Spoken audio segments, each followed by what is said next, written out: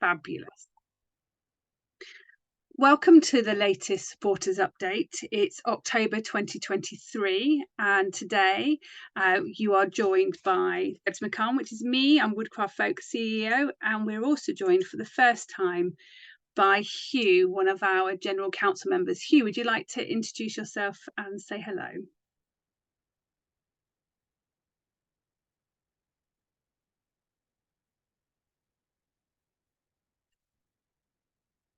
I can't hear you, Hugh.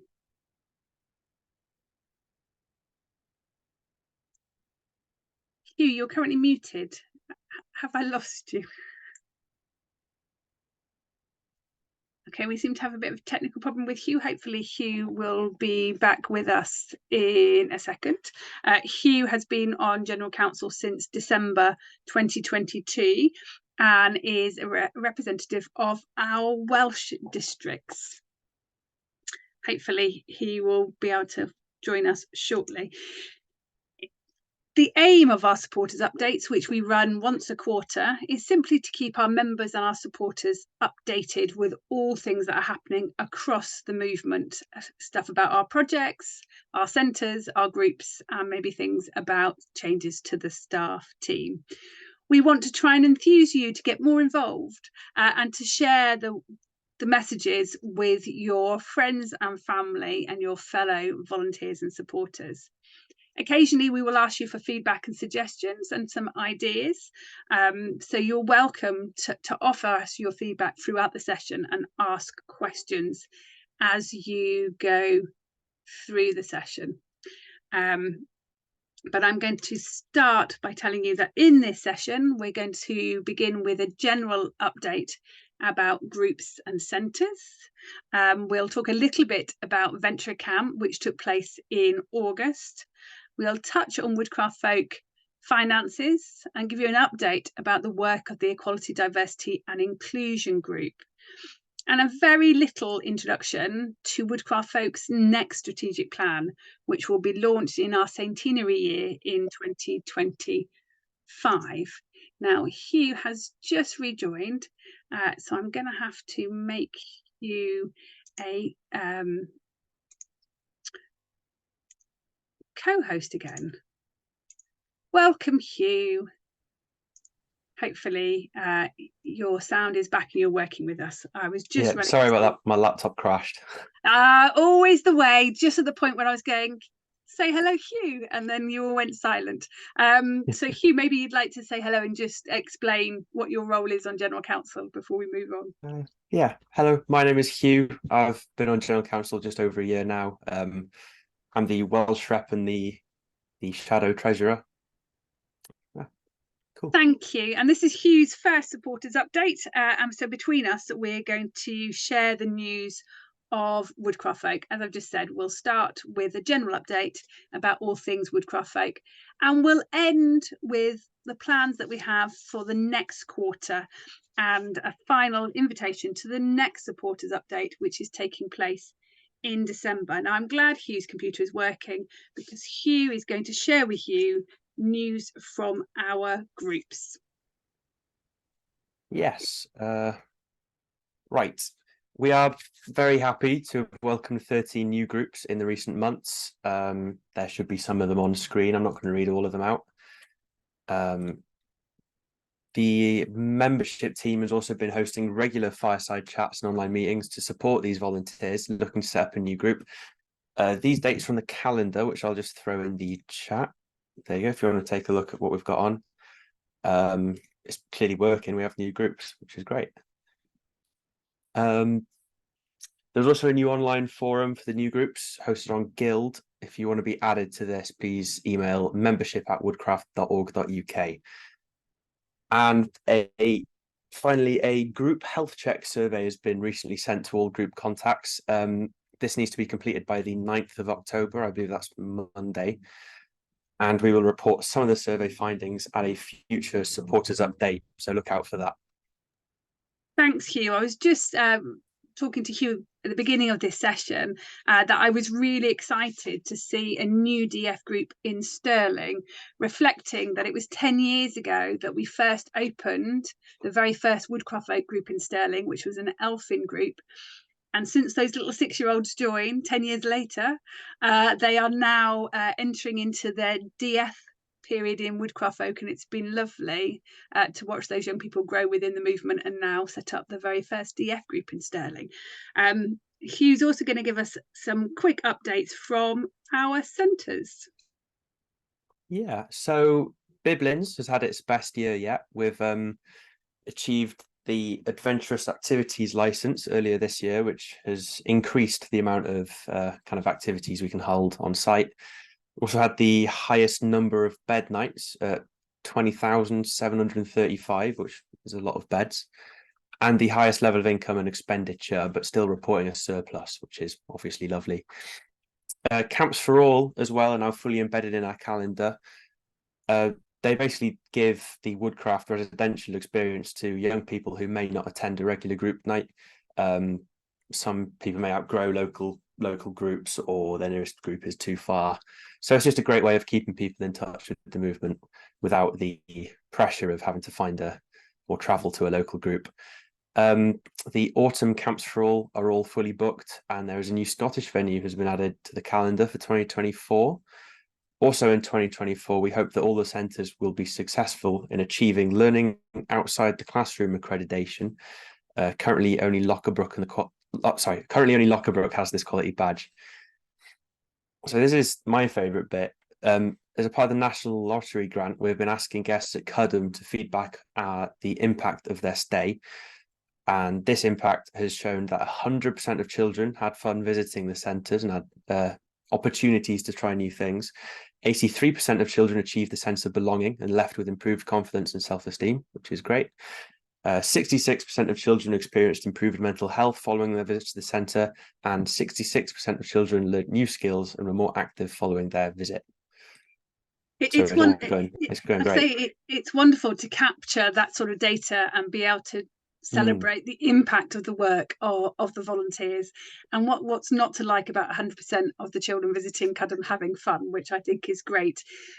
The membership team have sent out a similar impact monitoring survey to all of our groups. So at the next supporters update, we'll be sharing some of these impact stats from the weekly group activities as well as our residential stays. Hopefully there'll also be more children having fun as well as learning about Woodcraft Folk's aims and principles. I'm going to share a little bit about our project news, and it's starting with some sad news. So after nearly 3 years of activity in Leeds and Bradford, our Green Influencers project is coming to an end.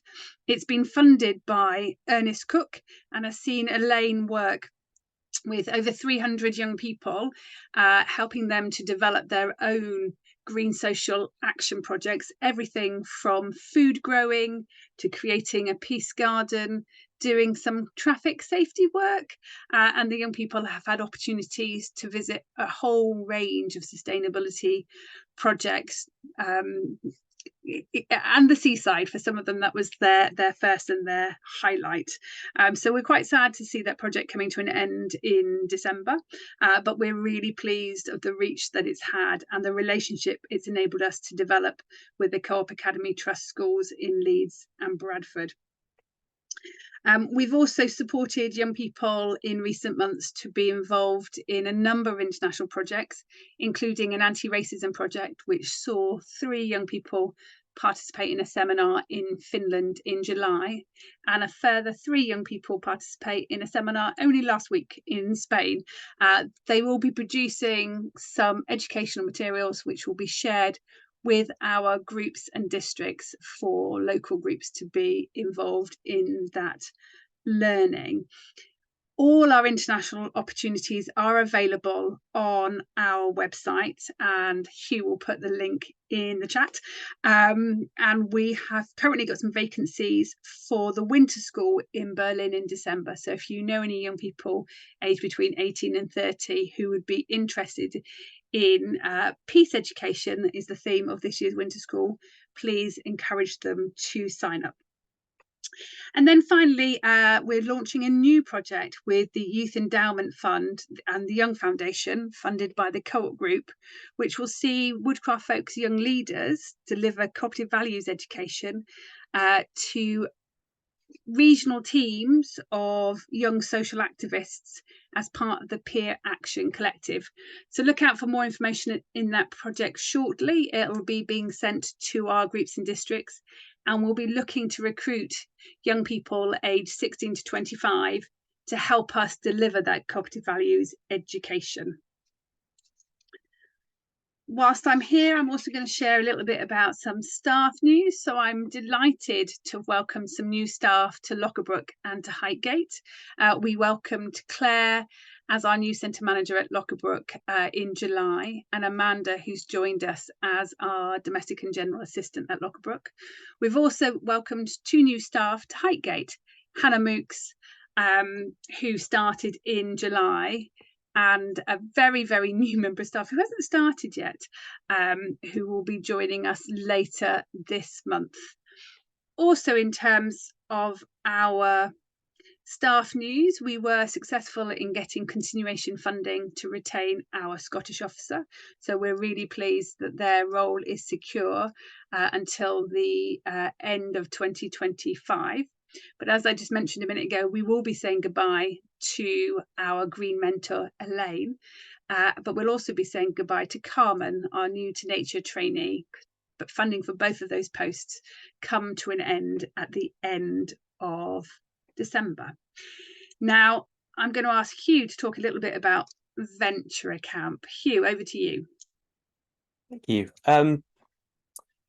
I was at Venture Camp. I was volunteering. I had an absolutely lovely time. There's something about the camps that just, there's a kind of feeling to them that I can't explain it. It's just nice to be there. And this was my first time volunteering properly at one, and I had a lovely time. It was really good. In terms of numbers, we had 293 venturers, which is 43 more than 2019, which is, in terms of post-COVID comeback, is pretty good. 159 volunteers, 42 of which were DFs. I'm just going to pop something in the chat. There you go. That's more info on Venture Camp. There was a diverse program with a activism centre, radio broadcasting, mythology centre, wide games, arts and crafts, including Japanese tie-dye dancing, live bands, canoeing, climbing, hiking, and cinema, showing 3 films a day. When you list it off like that, I've only just realised how much there was on. And of course, finally, a thank you to representatives from Friends of the Lower Wye, Green Party, Amnesty International, Greenpeace, Green and Women, XR, Forestry England, Peace Pledge Union, and others who supported activities on site. So when you read the programme out like that and all the individuals who came and contributed, it just shows how busy that week at Biblins was. But it was a fantastic camp. Lovely, because there were so many young leaders taking on roles, whether or not that was in the food team or with the centre coordination. And I'm really looking forward to the next Venture Camp in 2026, but also the Pioneer Camp that's planned for 2024. Thanks, Hugh. But you didn't mention your arrival at site. For those who don't know, Hugh and his friends helped to raise some funding to support Venture Camp by paddling the length of the Wye, and Hugh arrived on site in a coracle, which to this day I will remain very proud of you. So thank you, Hugh. I thought it was pretty awesome, and I can't believe that you didn't mention it. Other things at Venture Camp, we hosted Woodcraft Folk's annual general meeting, where Hugh and I were involved in a small group discussion about Woodcraft Folk finances. It was a great discussion, with me roughly drawing out pie charts of how Woodcraft Folk makes its money. So I decided that in this supporters update, I would talk about the finances of Woodcraft Folk as one charity. Hugh will put a link in the chat to the full annual report and account, so you can go and look at this detail. But here is a reflection of how the different parts of Woodcraft Folk come together. So you may already be aware that from the smallest woodchip group to the largest centre and the largest camp, we are one organisation, and we consolidate all of our income and expenditure. And you can see here how our income is made. Hopefully the table with the pie chart is a good indication of where all that money comes from. And it's a real mixture of subs and camp fees paid to local groups, individual donations and grants, as well as earned income, which is traditionally earned by groups and others staying at Woodcraft Folk centres. So you can see here the very first line on this table is that 7% of our income comes from commercial groups staying at our centres. So that might be a family stay at the cottage at Lockabrook, or it may be a non-youth organisation visiting Highgate, for example. The majority of our earned income at centres is from school and youth organisations. You can see it makes up 10% of our total income for the whole organisation. Roughly about a third of our income is linked to local groups and districts, with a mixture of subs and camp fees, fundraising activities, whether or not that's having a ceilidh or whether or not that's having a bake sale. All of those pounds on a local level add up to about 3% of the total income for the whole organisation. Now, the figures in 2022 are not a typical year. In 2022, we received a very large legacy. You can see here in the middle of the table, making up 5% of our income for that year. And it's also true to say that 2022 was also the Common Ground year. Again, not a typical Woodcraft Folk income and expenditure year, but it's an interesting set of figures to share with you.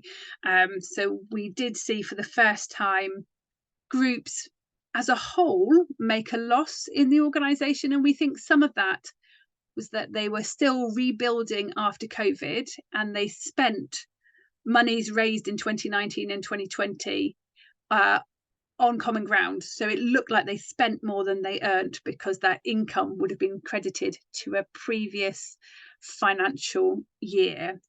In 2023, we're expecting our groups to break even, which is usually the case for that local group activity.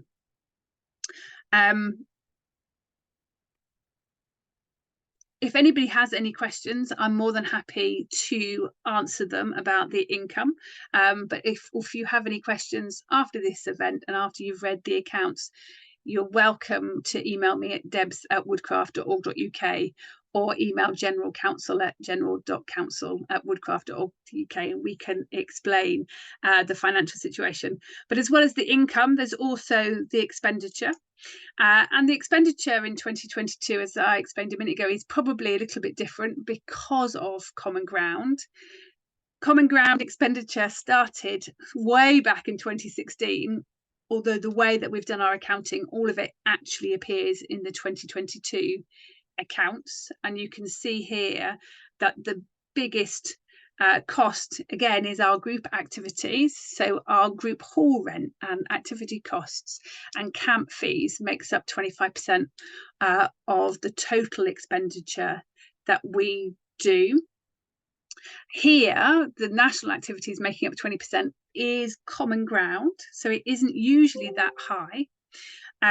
You can also see that there is a range of staff. Some of those staff are linked to our centres, and the staff at our centres are paid from the income at our centres.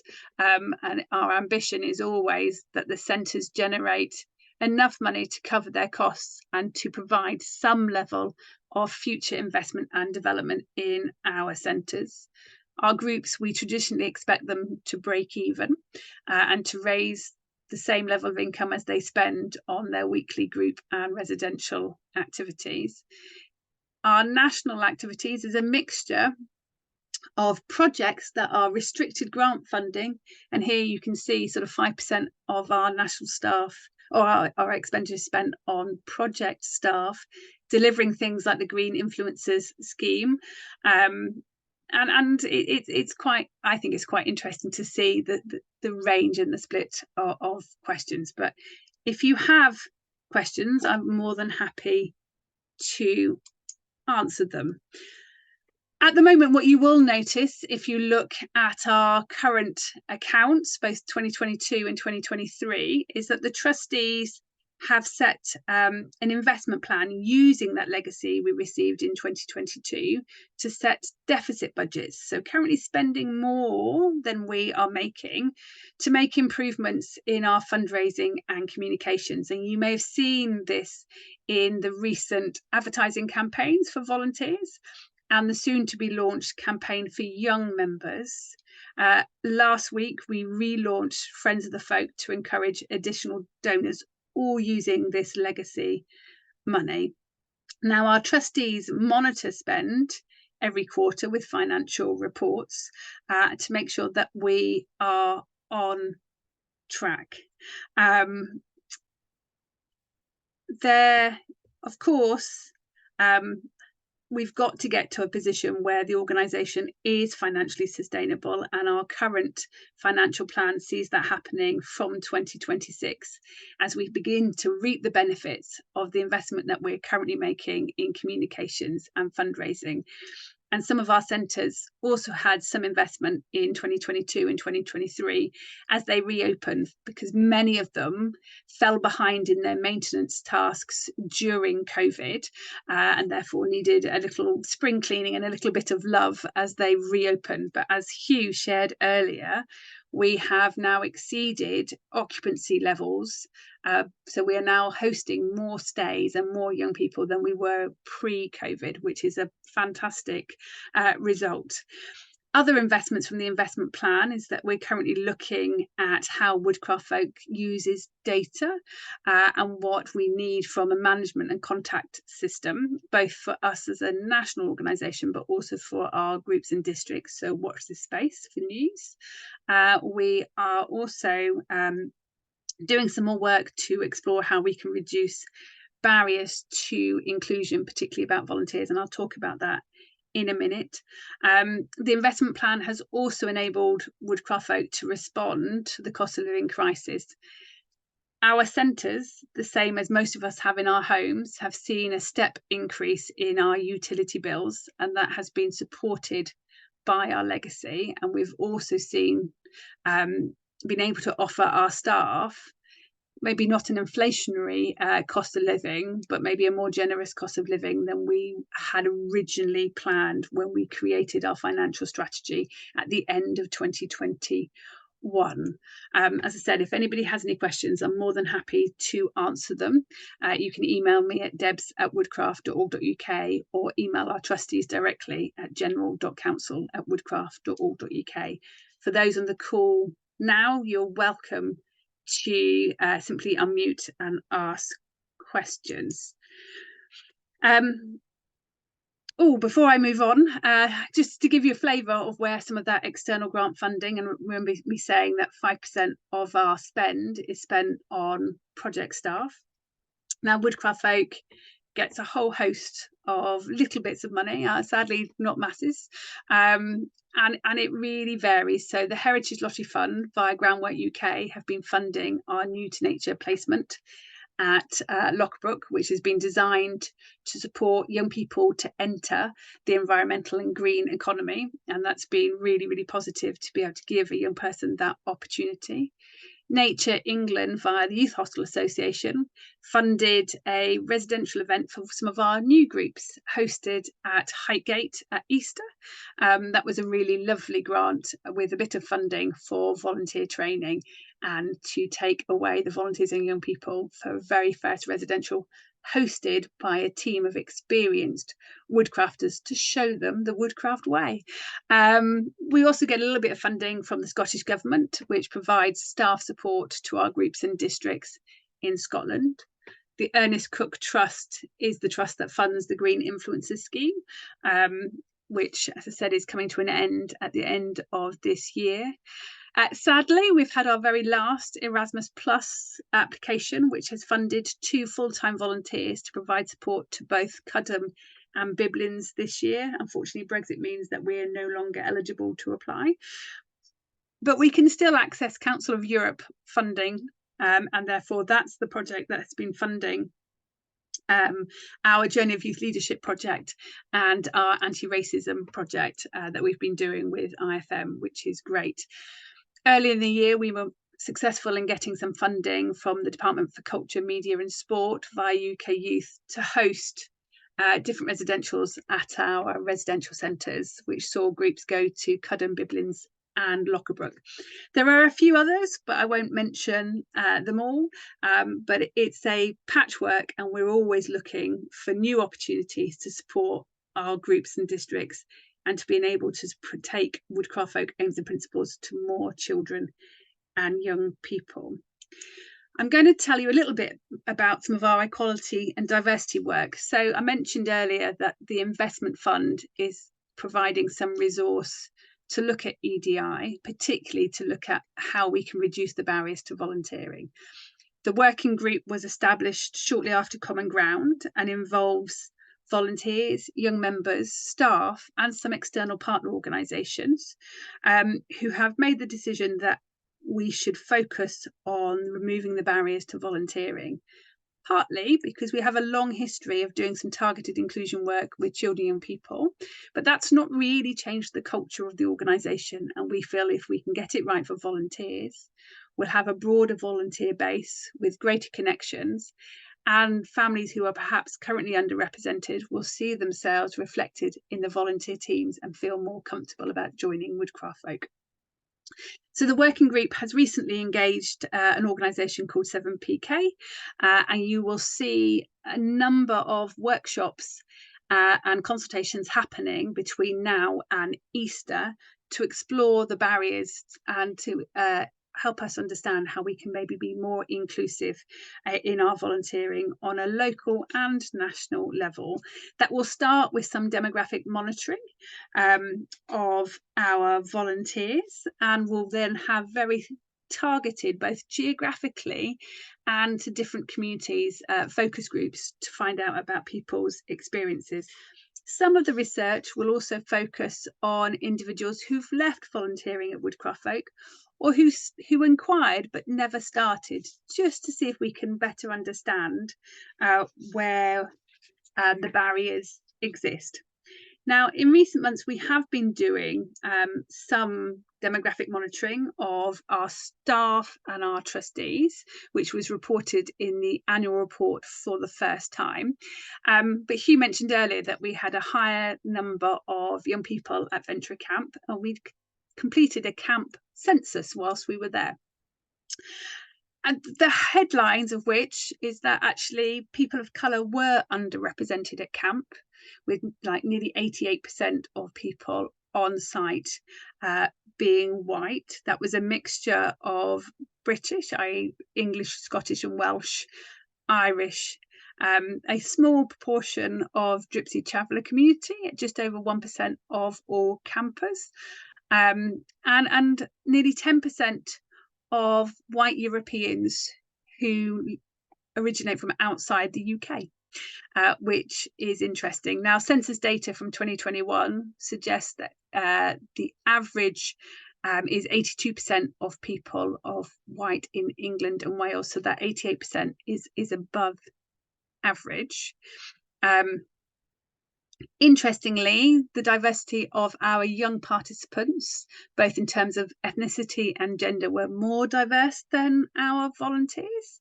And we had 15.2% of our campers describing themselves as having a disability, and nearly 20% describing themselves as having a health condition which impacted on their lives, which is maybe higher than perhaps we would have thought, particularly given that this was an outdoor camp.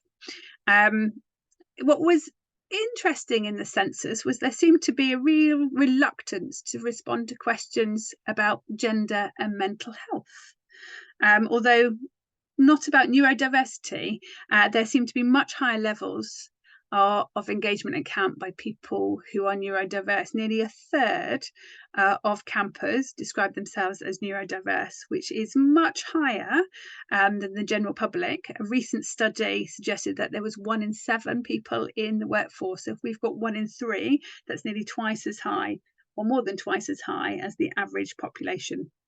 Now, there will be, as I said, further demographic monitoring happening of our volunteers this autumn term, and we will be sharing some reflections on the monitoring we've been doing in our projects later this year, just to give us a flavour of who we're engaging and who perhaps is underrepresented in the movement, both in terms of volunteers and young people.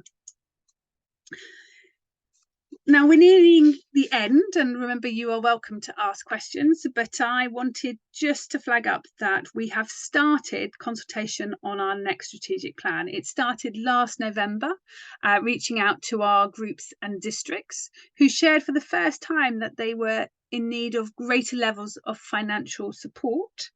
The trustees have been looking at the responses and have identified 5 priorities to shape the strategic plan. Now, these may change as we go back and do more consultation. We're asking all of our groups and districts and our regional gatherings to undertake workshops between now and February to really firm up to make sure it's a strategic plan for the whole organisation.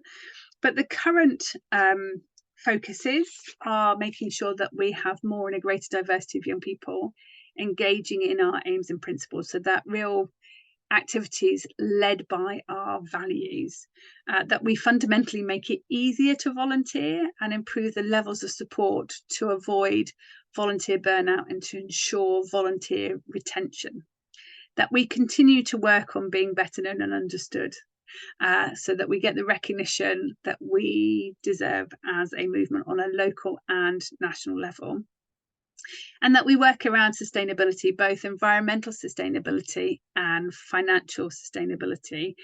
Now, as I said, this consultation is ongoing, and we expect to finalise these priorities in July 2024, so a little time yet. So please look out for workshops, emails and opportunities to engage, because we really do want to hear from you. That's it from me about the strategic plan, and I'm going to hand over to Hugh about the priorities for and the plans for next quarter. So we are obviously coming to the end of the year, but there is still much activity at a group level and within our centres. What I'm perhaps most excited about at the minute are the plans being made for Camp 100 and our centenary. There'll be a focus on this in a supporters update in early 2024. Just gonna, what other plans? We're doing a young members recruitment campaign. All supporters and volunteers are encouraged to share this, share the social media content, so please keep an eye out for that. A postcode targeted volunteer recruitment campaign. This is where we're working with a small number of districts to test new approaches to volunteer recruitment. Again, please keep an eye out for this, like it, share it. Our centres, with their committee input, will be finalising the first national centres strategy, setting targets and defining the purpose of our centres. We will also be participating in this year's Big Give Christmas Challenge from Tuesday the 29th of November. Last year, I think we raised nearly £20,000, which was went towards supporting VCamp and the centre-based activity weekends. So I'm fingers crossed with that one. Thanks, Hugh. Yeah, no, last year we raised nearly £20,000, and we hope to raise or even top that this year, and we will be sending out information about how individuals can support that campaign very shortly, but it says it launches at the end of November and runs for only 1 week, so it'll make sure that our comms and finance team are really, really busy. Now, we have reached the end of the supporters update, so I invite you as participants always to ask questions. Shortly I will stop recording, so for those who feel more comfortable asking questions without the recording, you'll be able to do so. But as a staff team and as trustees, we really do welcome feedback from our volunteers and supporters, so do get in touch if you've got any thoughts, ideas or suggestions. I want to thank everybody for coming and invite you to the next supporters update, which will be at the very end of the Big Give Christmas Challenge on Monday, December the 4th at 7 p.m. So thank you, everybody. I'm going to stop recording and say good night.